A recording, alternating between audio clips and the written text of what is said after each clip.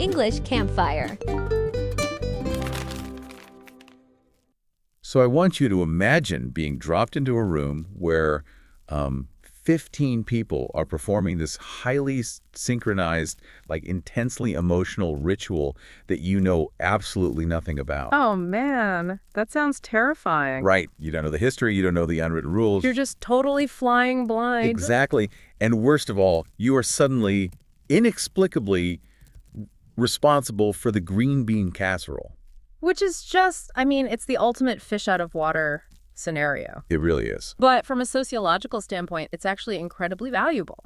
Because, when you are inside a tradition, you don't even see it anymore. Yeah, that makes sense. The bizarre things you do every single November, they just feel like the natural laws of the universe. It really takes someone with completely fresh eyes to point out how wild and honestly uniquely beautiful those rituals actually are. And that is exactly the foundation of today's deep dive. We're looking at a sociological snapshot of the quintessential American tradition, Thanksgiving.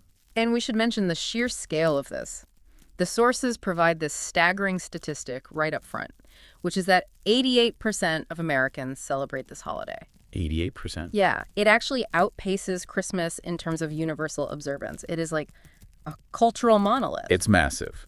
Yeah. But rather than looking at it through, a dry historical textbook, we are examining it entirely through the objective, slightly bewildered eyes of a 22-year-old German exchange student named Lena. Right, Lena, who has been in the United States for barely 3 months at this point. Barely 3 months. So her understanding of the holiday is essentially this vague outline involving a turkey, some historical pilgrims, and an undefined requirement to be grateful. Which is a lot of pressure. Totally.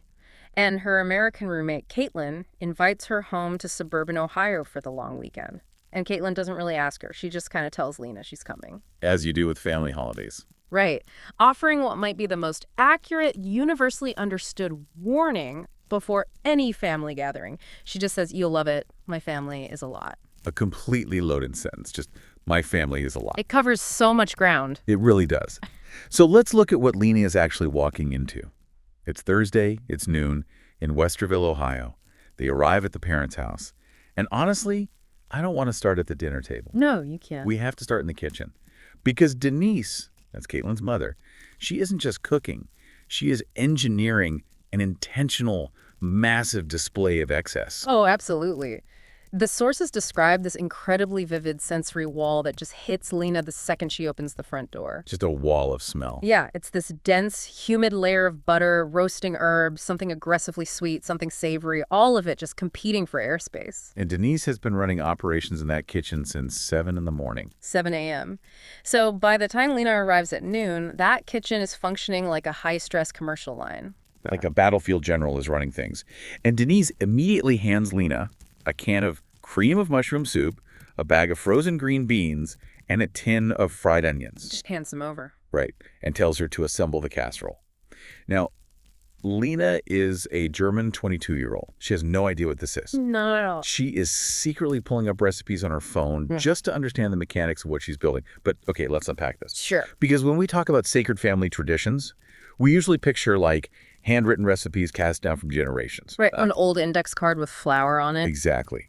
But this green bean casserole was literally invented in 1955 by an employee at Campbell's Soup. It was. It is basically a corporate marketing campaign masquerading as a family heirloom. What's fascinating here is how common that actually is. To understand how that happens, you really have to look at the post-war economic boom of the 1950s. Okay. American culture was being radically reshaped by the rise of processed convenience foods, so corporations weren't just selling ingredients. Right, they were selling a lifestyle. They were actively engineering domestic culture. Campbell's created that recipe for the explicit purpose of moving more units of canned soup during the winter months. Wait, but if it started as a literal advertisement, why do people get so defensive about it? That's the crazy part. I mean, I'd assume we would reject something so overtly corporate once we figured out the trick. Why do people say, it doesn't feel like Thanksgiving without it? Well, because the human brain prioritizes emotional association over historical origin. Oh, interesting. Yeah, you don't remember the Campbell's soup executive who invented it. You remember your grandmother standing at the stove making it when you were 10 years old. Wow, yeah. So American traditions frequently form by commercial design, but they survive because they become genuine emotional touchstones.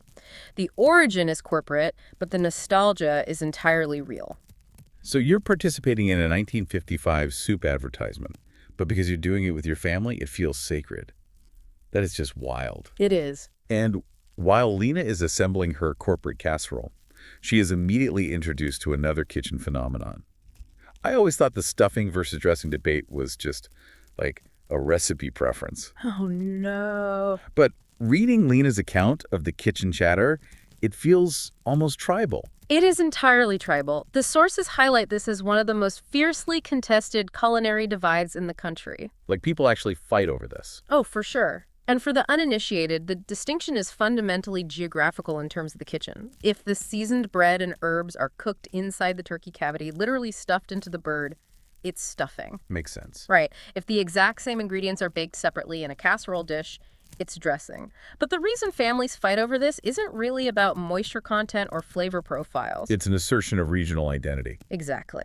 The linguistic line you draw in the sand over what you call that side dish is a marker of your family's orthodoxy. It signals where you are from and how your family operates. So to change the word is to betray the family lore. Yes, you are betraying your people. So you aren't just protecting a recipe, you're protecting your geography. Totally. And ironically, both the stuffing and the dressing just end up completely submerged in gravy anyway. Which is the great equalizer. Exactly. Gravy's the great unifier of the Thanksgiving plate. It's the sociological equalizer that makes the dry turkey, the mashed potatoes, and the stuffing all belong to the exact same ecosystem. It really is. Which actually reminds me of a detail from the sources that completely threw me. The phrase, good gravy. Right, that old-fashioned exclamation of surprise. I always assumed it was a compliment to the chef. Like, the gravy was so good it became an exclamation. That would make sense, but no. The sources point out it has absolutely nothing to do with the food. It originated as a minced oath. Yes. People wanted to say good God, but didn't want to be blasphemous, so they swapped in a comforting, familiar word that started with a G. It just shows how deeply anchored these food terms are in our cultural subconscious. I mean, we use them to replace actual profanity. It's amazing. And all of this intense preparation, the tribal debates, the casserole assembly, it is all building toward 3 o'clock in the afternoon. Which brings us to why there's enough food for 40 people when only 15 are sitting down to eat. The scale is just absurd. The scale of the food is ridiculous. Lena sits down with Caitlin's parents, an uncle, aunts, cousins, and family friends. And in the center of the table is a turkey so massive it requires its own architectural support board. Right, a load-bearing turkey. Yeah, exactly. And it's surrounded by potatoes, cranberry sauce, rolls, the casserole, the stuffing. It is a deliberate display of excess. Sociologists refer to this as the table of abundance. And if we connect this to the bigger picture, it is a vital concept to understand because it traces the entire psychological arc of the holiday. How so? Well, if you go back to the original Pilgrims' harvest feast in 1621, that meal was a celebration of literal survival. Right. Half of their people had died. Gathering the harvest meant they were going to live through the next winter. The abundance was a relief. But sitting in suburban Ohio in the 2020s, survival is not the question. Precisely. Today, the abundance is a deliberate performative statement of prosperity. Having significantly more food than 15 people can possibly consume isn't a miscalculation by Denise in the kitchen. Right, she knows how to count. It is the entire point. We have more than enough shifts from a factual statement about carbohydrates to a core cultural value. The physical excess is supposed to mirror the emotional security of the family unit. Which perfectly sets the stage for the most emotionally vulnerable part of the gathering, the grace and the toast. Yes. Caitlin's father, Tom, stands at the head of the table. And without any warning to the 22-year-old German guest, he announces that they're going to go around the table and everyone must state one thing they're thankful for. It's a fascinating ritual because it completely strips away the casual banter and forces sincerity. Which can be really uncomfortable. Very. The sources note that depending on the family dynamic, this practice can feel deeply poignant or, somewhat forced.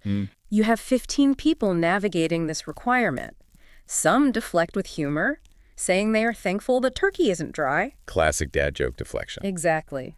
Some go for the baseline of health and employment. But then it gets to Lena, and she doesn't deflect. No, she doesn't. She looks around this massive table of people she barely knows, people who have just absorbed her into their chaos for the weekend, and she says, "I'm thankful for a roommate who wouldn't let me be alone for the holidays." It is an incredibly grounding moment. It really is. Caitlin actually looks down at her plate to hide that she's tearing up. And it proves a really crucial point.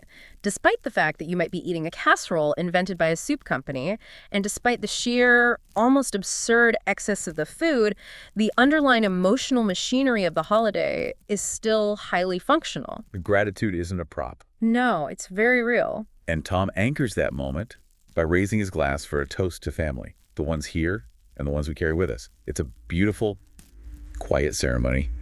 15 glasses go up in unison. But here's where it gets really interesting. I have to stop here because the sources detail the etymology of the word toast, and it is completely bizarre. Oh, the literal toast. I had never thought about the physical mechanics of this word. It is one of those historical realities that sounds entirely fabricated until you understand how literal medieval practices were. The concept of offering a toast originates from the practice of taking a piece of spiced, toasted bread and physically dropping it into a cup of wine. You are dropping a soggy piece of bread into a communal wine glass. Why would anyone ruin perfectly good wine with bread? Because the wine historically wasn't perfectly good. A lot of early wines were highly acidic or really bitter. The toasted bread would literally soak up some of the acidity and bad flavors. Like a sponge. Exactly like a sponge. While the spices on the bread would flavor the drink. But the metaphorical leap is what's important here. The idea was that the person being honored by the speech was as enriching to the gathering as the spiced bread was to the bitter wine. That is incredible. Over the centuries, the physical, soggy bread mercifully vanished from the ritual, but the word and the intent survived intact. Exactly. You are still symbolically enriching the room with the person you are honoring. So we have this peak moment of harmony. The toast is made, the genuine gratitude is expressed, the room feels incredibly warm. Yeah, a really nice moment. But listening to what happens next, it almost feels like this harmony is just a setup. Oh, it always is. Because what happens when you trap 15 people from varying generations, give them unlimited carbohydrates, and force them to sit shoulder to shoulder for 2 hours? You get friction. It's like the UN General Assembly, but instead of nuclear treaties, you're negotiating generational wealth and lifestyle choices over a bowl of mashed potatoes. You are entering the absolute crucible of the Thanksgiving awkward conversation. The sources give us this perfect cinematic example. The uncle turns to Lena, who, again, is simply trying to eat her turkey in peace. Just minding her own business. Right. And he asks her what she thinks of American politics. Oh. Caitlin immediately kicks Lena under the table. A physical, desperate warning to not engage. Obviously, we aren't taking any political sides here, but we have to applaud Lena's sheer diplomatic brilliance in this moment. She handles it so well. She just looks at the uncle and says, "I'm still learning." What are your thoughts on German engineering? It is a masterclass in social deflection. Julia. The uncle blinks, he laughs, he starts talking about cars, and the tension just evaporates. It's flawlessly executed. But it made me wonder, we joke constantly in American culture about surviving Thanksgiving. We do. We treat it like an endurance sport. Right. Is this conversational minefield actually a feature of the holiday rather than a bug? This raises an important question, actually.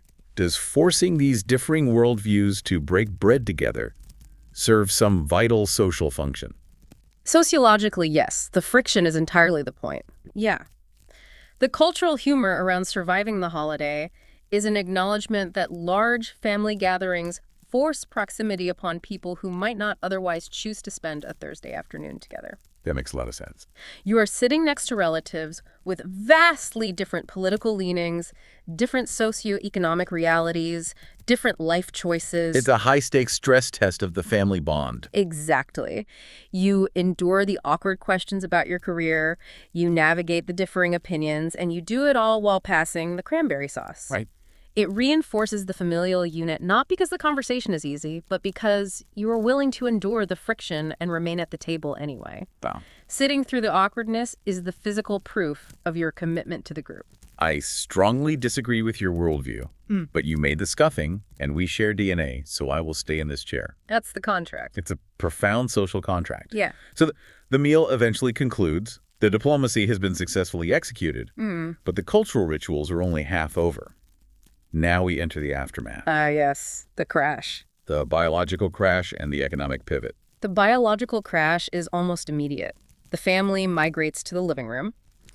Football goes on the television, and the post-Thanksgiving nap begins. Like clockwork. It is so culturally expected that the sources note hosts like Denise will often preemptively leave blankets folded on the couches. She knew it was coming. Right. And here is where we need to bust one of the biggest myths of the holiday. So when you inevitably fall asleep on the couch this year, you cannot blame the turkey. People always do. Everyone always points to the turkey and says, well, the tryptophan is making me sleepy. It's a highly persistent myth. Yeah. Turkey does contain tryptophan, an amino acid associated with sleep. But as food scientists and the sources point out, turkey doesn't have significantly more tryptophan than chicken or cheese. Wait, really? Really, the reality of the Thanksgiving crash is far more physiological and psychological. It's essentially a carb coma masked as a chemical reaction. Yes. You have just consumed a massive carbohydrate-heavy meal, potatoes, bread, pie. So much pie. Your body requires an immense amount of energy to process that. But combine that with the sudden emotional relief of having survived the social tension of the dinner table. Oh, the adrenaline drop. The adrenaline drops, the stress of the gathering dissipates, your digestive system is working overtime, and you simply power down. You are emotionally and physically exhausted from the ritual. Completely. And while half the house is unconscious, Lena is back in the kitchen helping Denise with the next sacred ritual. The logistics of the leftovers. Because of that table of abundance we talked about, Thanksgiving is perhaps the most leftover generating meal in American life. Definitely. And those leftovers aren't just extra food. They are fiercely defended artifacts. Entire secondary traditions are built around them.